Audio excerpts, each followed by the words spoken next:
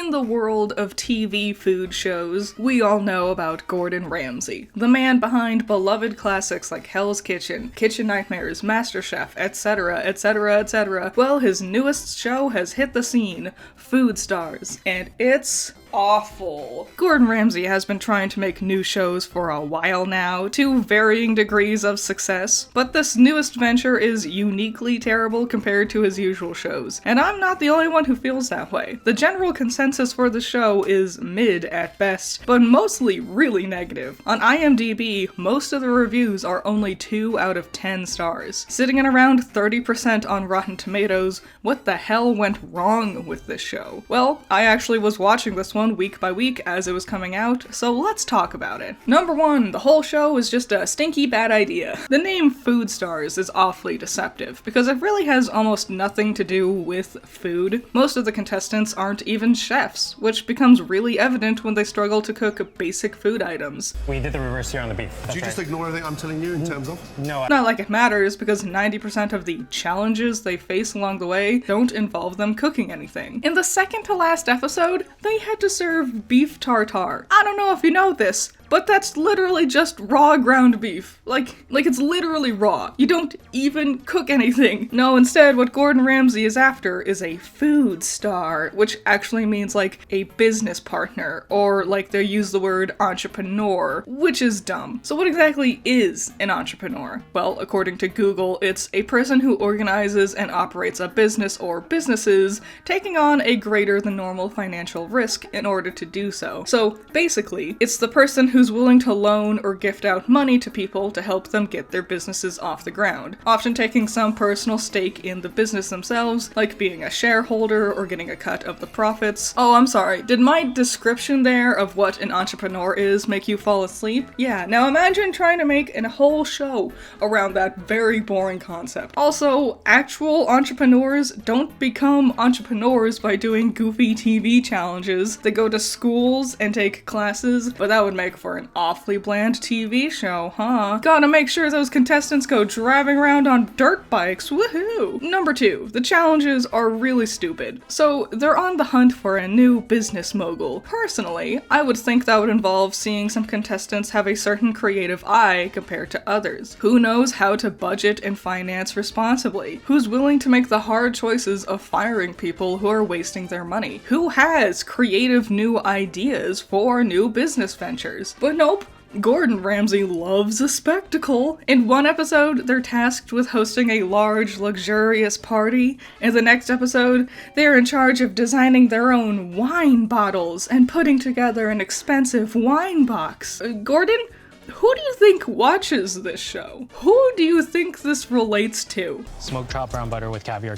All of the challenges are just extreme, high-end, ritzy things that only the extremely wealthy would partake in. It feels so out of touch with who the common viewer would be, especially as Gordon looks at the contestants like they're stupid for not knowing the proper etiquette of how to properly box your wine coolers. Ooh, you picked this fancy cheese and not that fancy cheese? Oh. There's a couple of food-related challenges, like the first episode had them running food shacks on the beach. Another had them running a cafe or a pop-up kitchen. Wow, Mr. Beast was one of the judges for that episode too, and we all know how well his pop-up kitchen is going. But if this is really about finding a food entrepreneur, they wouldn't be doing these challenges. Being a barista, being a line cook, this is the type of job an entrepreneur would hire other people to be doing, which is really evident when we look at the other stupid shit Gordon makes them do. Drive around a vacation resort and teach the customers how to fish or how to throw axes. Oh, and by the way, no, none of the contestants knew how to throw an axe before this competition started. No actual entrepreneur would be doing these types of things, because this is something you hire a specialist for. You can tell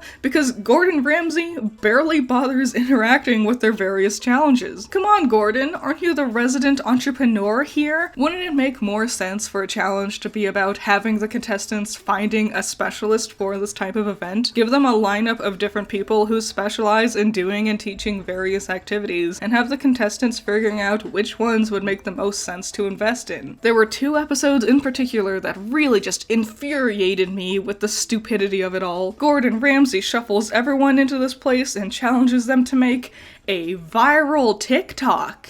TikTok style video. Oh, Gordon. Like, I know I said it feels really out of touch, but this really makes it sound like Gordon has no actual idea how anything works. Like, I just picture a crusty old man who barges into a meeting room and he holds up his phone. This TikTok thing. What is this? They keep playing a clip from a vampire show and it's really popular now. You really are the most devious bastard in New York City. Yes, sir, that's a trending audio from the show What We Do in the Shadows. We need to do that. What? Make our show trend audio too. Sir, I can't just... When things go viral, it's not something we can just do. I don't care. Make our TikTok viral. I want our show to be popular too. Do what the kids are doing. Meh. I'm over 60 years old and I don't understand technology. Boy oh boy, nothing makes great television like watching a bunch of grown-ass adults huddling around their phones as they edit together their TikToks. Ooh, be amazed!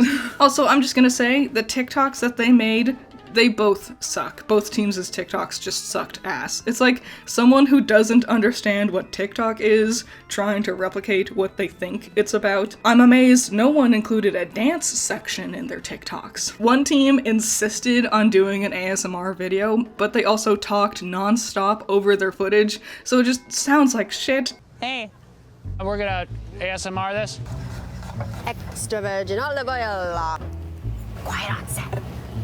Wow, real entrepreneur material right here. Then this other one, this is the one that really pissed me off. Gordon Ramsay has them hosting a live cooking show. These people, who can barely even actually cook, now they need to do a live performance where they show off a bunch of brand items to make a meal. But that's only 2 of them. The 3rd member of their team has to play the role of like producer showrunner and sit behind the desk and see all the monitors and talk to the others over their headset. And I'm just like, oh my god, this makes me so angry. I went to a university to study film. I took classes for 4 years and got my degree. And you're just throwing these losers who've never done anything like this before into the role of the most important person on set? He got so mad at them too. Like, why didn't you tell them to do this? Why did you miss your cue? Gee, I don't know, Gordon. It's almost like this is a job that requires a lot of training to do. And also, again, this is not what a business mogul person would be in charge of doing on set. This is the job you hire someone else to do. This show acts like an entrepreneur is a jack-of-all-trades type of character who does everything in every position. And this was the episode where I realized Gordon doesn't actually care about finding a new business investor. He's trying to find the next version of him. Gordon is the kind of personality who will run around and insist on doing every job ever.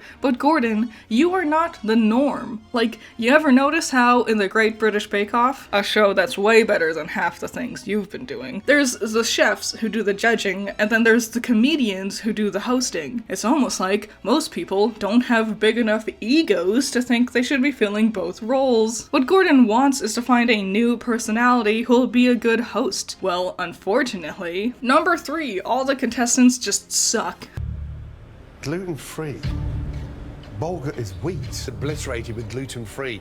There's not one item on their menu that's gluten-free. Like, all of them. Right from the get-go. All of these contestants are some of the most annoying, obnoxious people I've ever seen in a competition setting. None of them are likable. They all have inflated egos and constantly act like they're the most important person on screen, especially this girl, Caroline, who, when I was reading the other reviews for the show, every single review I read talked about how much they just hated Caroline. So I don't think the show has really done much to help your brand there, honey. Which is another thing. Most of these people are not chefs. The real chefs all got eliminated very early on. They had this dude who specializes in making crepes, and they had him making burgers. Like, do you not, like, burgers and crepes are very different. Why did you decide this?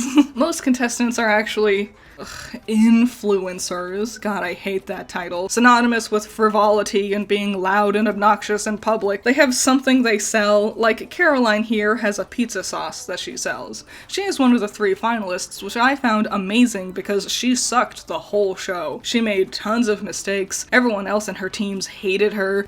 We did our best. No, we didn't. Caroline's Pizza Girl brand was actually founded by her father, and she's also like an actress, and she has songs. On Wikipedia, her occupations are labeled as businesswoman, DJ, actress, television personality, and fucking fashion designer.